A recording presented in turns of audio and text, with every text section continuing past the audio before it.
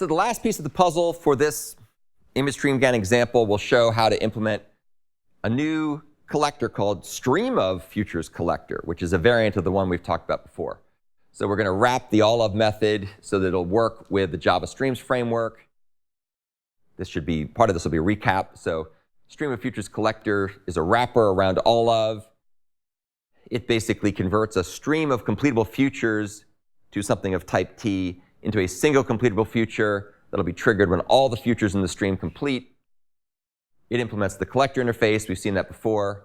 And I'm sure you recall that the collector accumulates the input stream elements into a mutable result container, which can then be used through some other means. This is really helpful, and it greatly simplifies the rest of the code, as you've already seen through our pipeline, where we set lots of asynchrony into motion and then collected it to a single completable future. So here's what this looks like. We have a class called StreamOfFuturesCollector, which implements collector. That's kind of like what we did before. We have the input element in the stream be a completable future to an element of type T. The result of the mutable result container is a list of completable future of type T. Sorry. The mutable result container type is list of completable future of type T, which is just going to store the stream of completable futures. And then the result is a completable future to a stream of type T. And this is a little different from the previous futures collector we looked at when we were talking about this earlier, where we ended up with a list. We have completable future to a list of elements of type T. Now we have a completable future to a stream of elements of type T. And you'll see why we need to have that, because it simplifies the rest of the processing quite a bit. Here are some of the methods. We have the supplier. That's a factory method that returns a supplier that's used by the streams framework to make the appropriate mutable result container, which in this case is an array list. And it is going to end up being an array list of completable futures of elements of type T.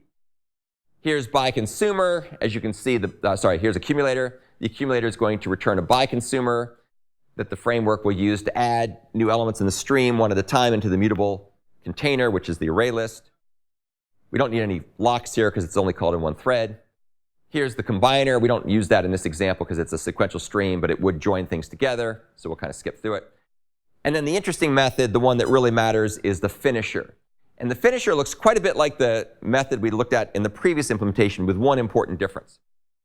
So as you can see, the finisher is going to be used to transform the mutable result container, which is an array list, into a completable future to some result. We get the mutable result container right here. That mutable result container is converted into an array. We pass it to allOf.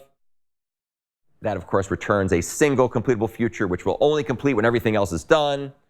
When everything else is done, the then apply method gets called, which is going to transform the list of futures into a stream.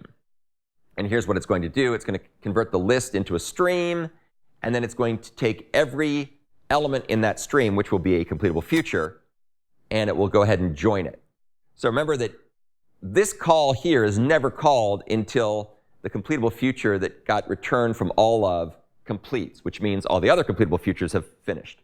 So when the join call is called here, this call will never block because the completable future has got to be done at that point. Otherwise, we never would have had then apply get called. So what's going to happen here is we're going to end up returning a completable future to a stream of elements of type T. And then that is used here. We get back a completable future to a stream, and you can see that the then apply call gets made, and that will then take a stream, and then we go ahead and remove all the various elements in that stream that are empty and log the final result. So that's why we have a stream of future collector as opposed to a list of futures collector. So it's a stream because we need to use it as a stream. The last couple methods here, we just have the characteristics that indicate this thing is unordered. We don't care anything about the order. It doesn't matter. And it's also a non-concurrent collector because we didn't say it was concurrent, which is exactly what we want because we don't have a parallel stream here. And then here's the factory method that creates the StreamOfFuturesCollector. Okay, so believe it or not, we have gotten done with that example.